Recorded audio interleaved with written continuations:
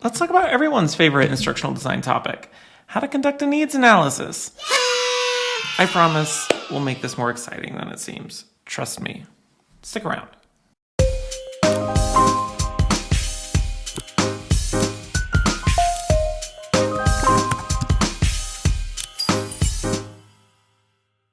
Hey there folks, Tim Slade here from the eLearning Designers Academy. You know, when I was first getting started in the world of instructional design and e-learning development, I used to dread the very idea of conducting a needs analysis. And I don't know about you, but the whole process seemed overwhelming and confusing. And frankly, if it involved numbers or using Microsoft Excel, it was just not something that I was going to get, all that excited about.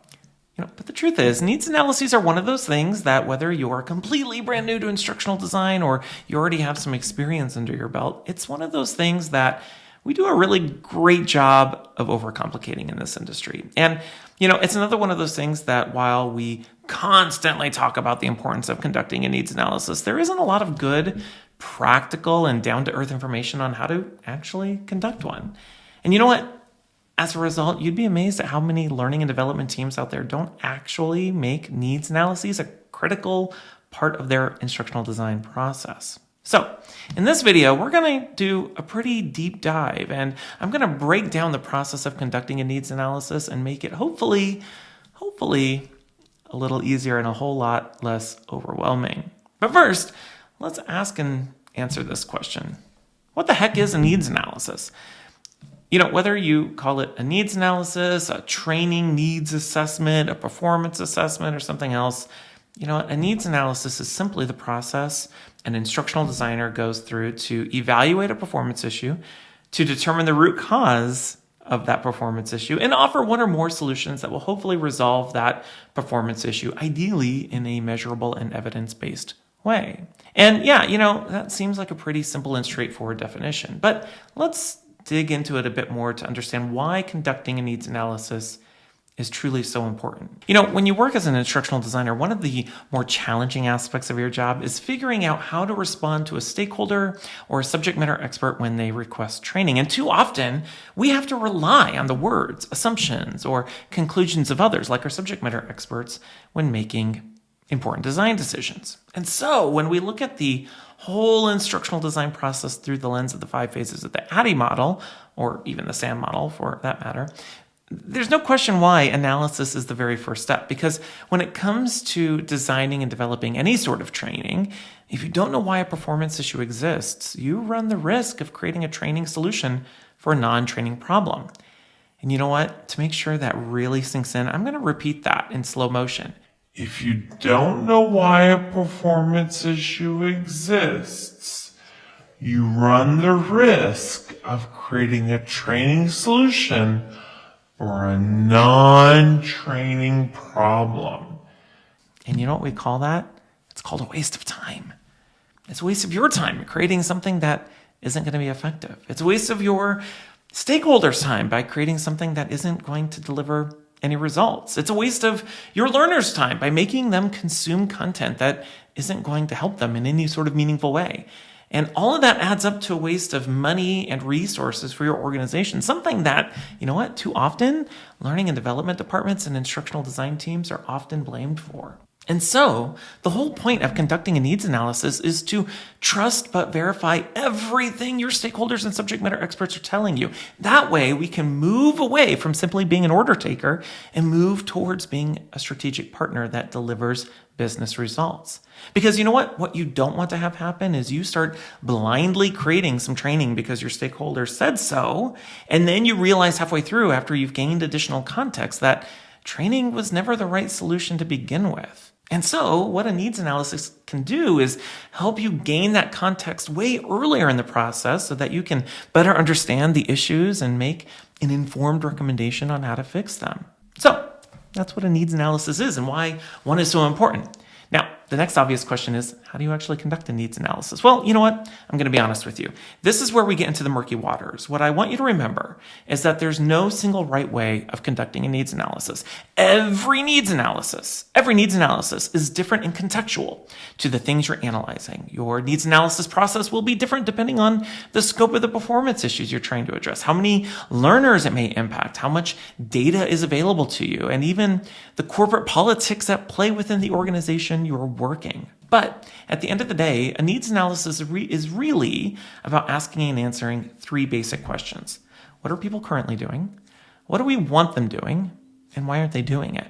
Now, those first two questions are usually pretty easy to answer. Either it's going to be very obvious, or your stakeholders and SMEs will have that information readily available to you, depending on the situation. But you know what? It's that third question. Why aren't people doing the things you want them to do? That's the one that takes time and effort to answer. My point is, if you can answer these questions, then you'll be in a good position to make some conclusions about the root cause of the performance issue so that you can make some informed recommendations about how to fix it. And so that brings us to the next question we need to ask and answer to understand why conducting a needs analysis is so important and how do you actually conduct one. What causes a lack of performance and what exactly can training fix? The truth is, you always have to remember that your stakeholders and SMEs think everything can be fixed with training. But if your stakeholders have employees who aren't performing a specific task or behavior, or maybe they aren't meeting some expected level of performance, is it possible that the cause has nothing to do with a lack of knowledge or training? Well, of course it does. And it's your job to uncover those issues so that we can identify and recommend the right solutions to fix them.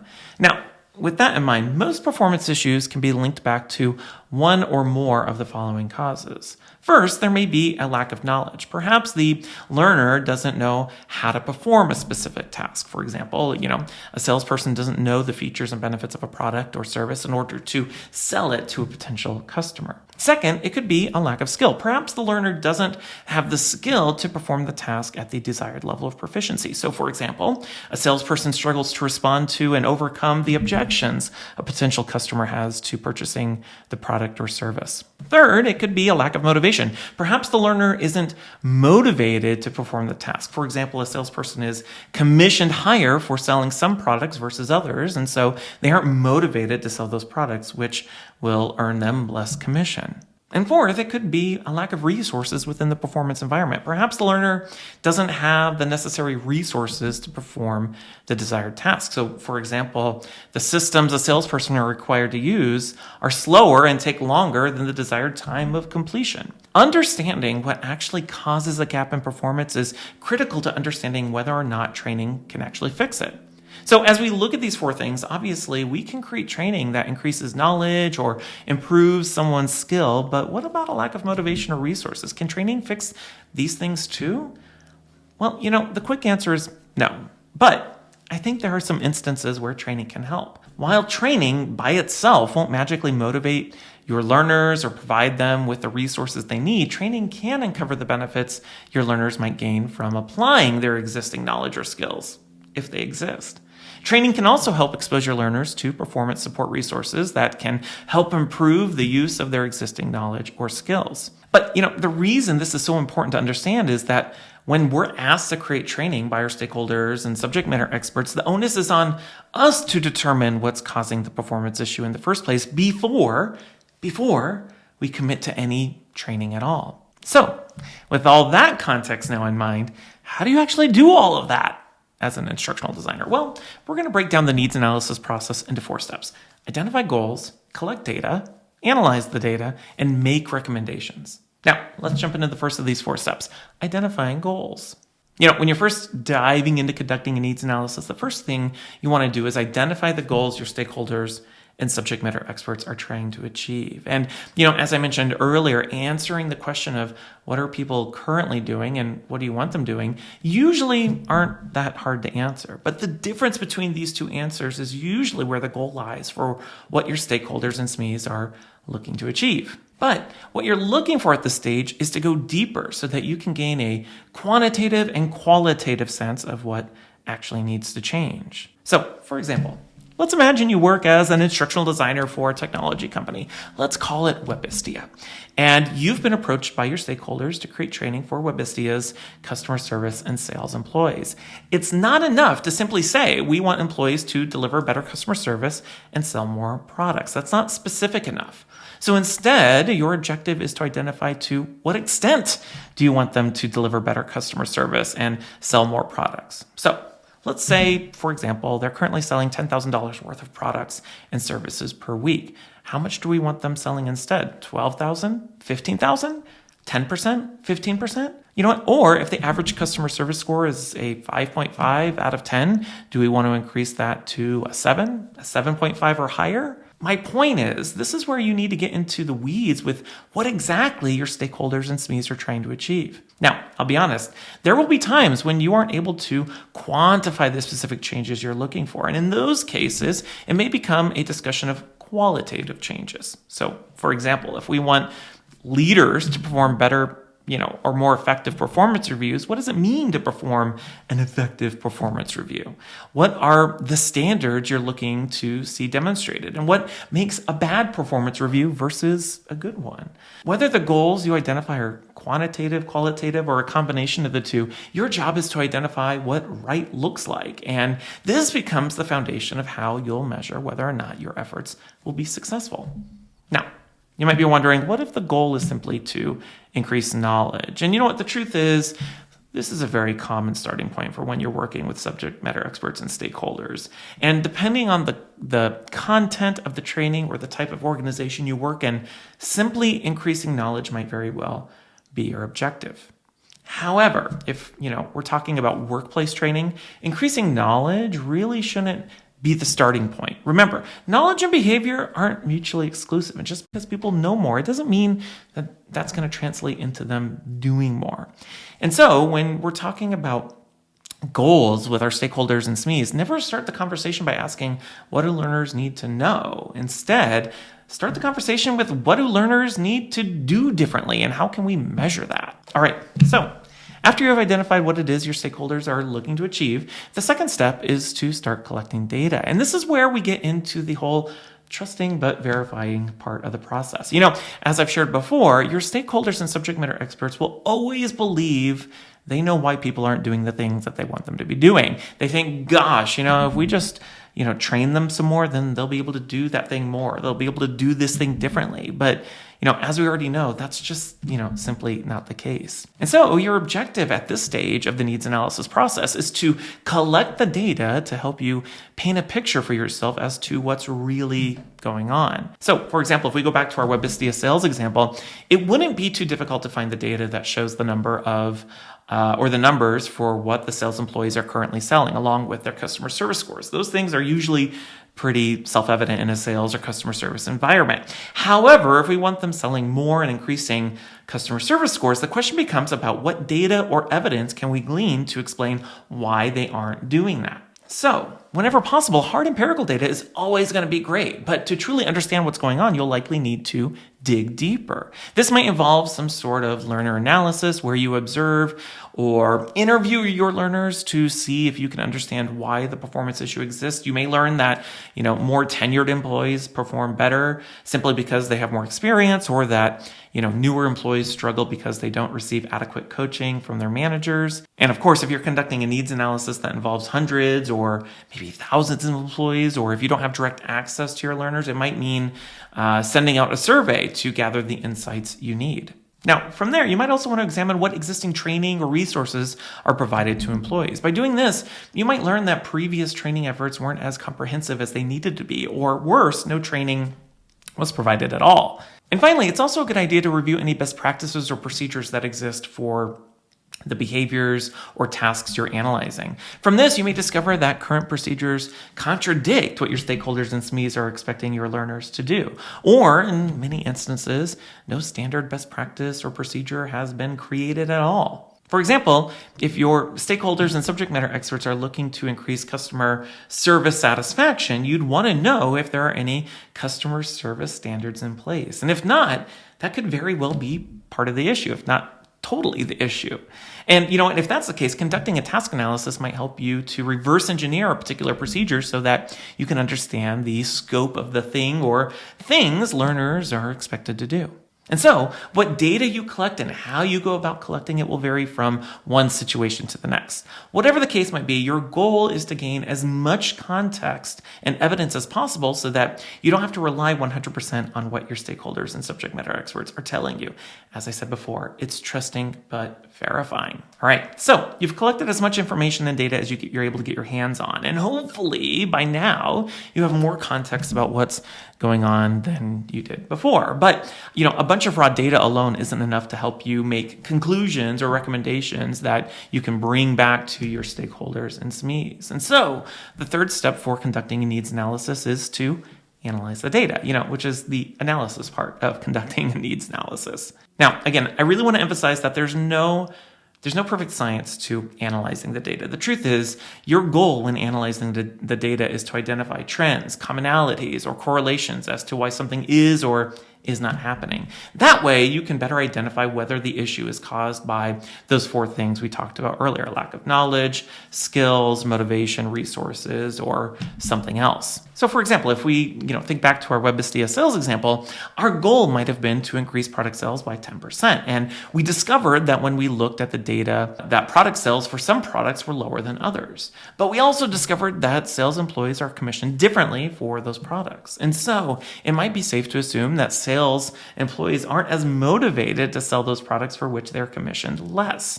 And of course, we could verify this by talking to those employees.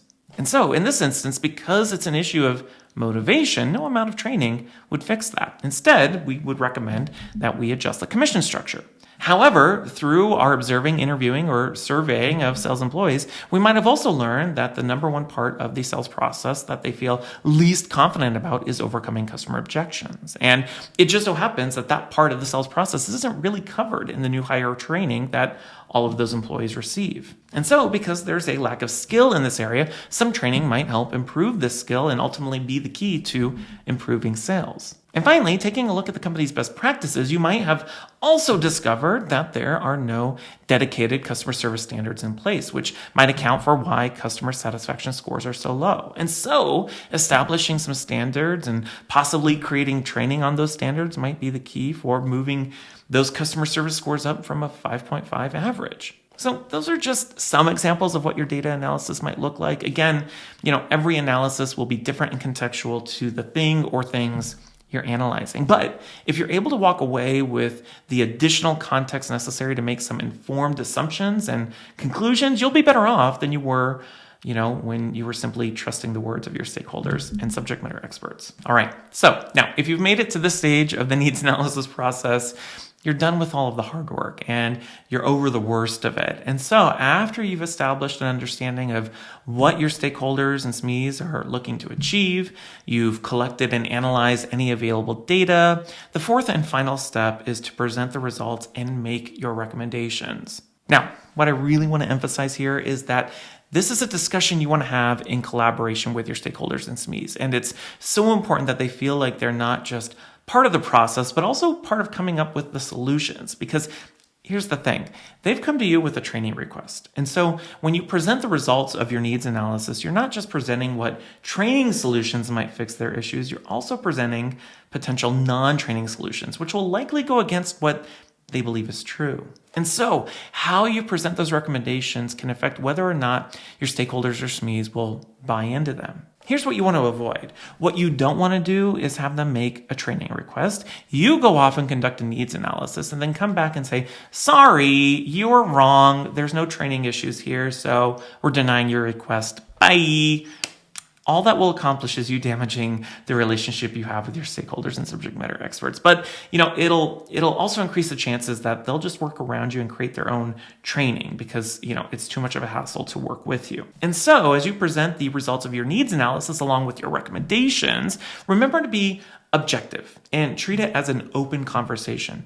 What I like to do is outline my findings by creating a simple table that outlines the goal of what we're seeking to achieve, the data showing the current level of performance along with the desired level of performance, the evidence I found for what's causing the gap in performance along with my potential recommendations. Now, at this stage, as it relates to your non-training recommendations, it's important that you back them up with any data or evidence you have available. And that's because, with your non-training recommendations, you're likely suggesting solutions that will put work back on the plates of your stakeholders and SMEs.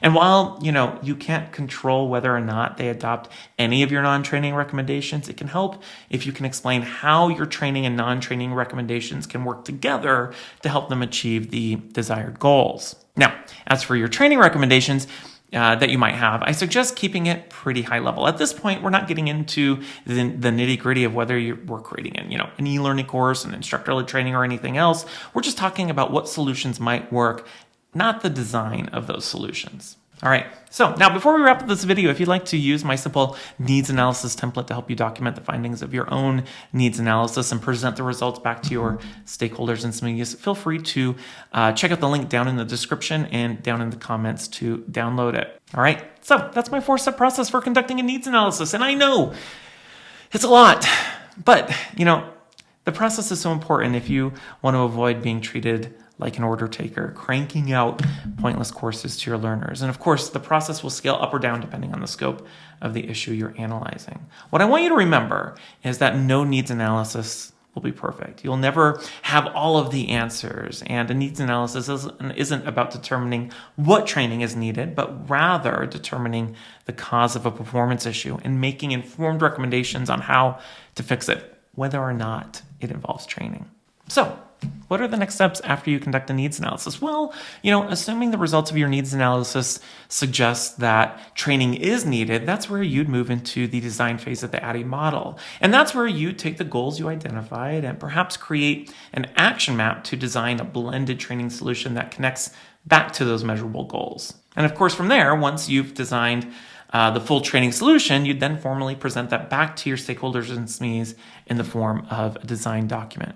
All right, so I want to know, what does your process look like for conducting a needs analysis? Share your thoughts, tips, or questions by commenting down below. Otherwise, I want to thank you so much for watching. If you haven't done so already, please make sure to click those like, subscribe, and bell buttons down below to get alerted the next time I publish a video just like this one. And of course, join us inside the eLearning Designers Academy with the link down below, where we focus on helping new instructional designers and e-learning developers grow their careers by focusing on skills first. Otherwise, my name is Tim Slade, and until next time, I'll see you around.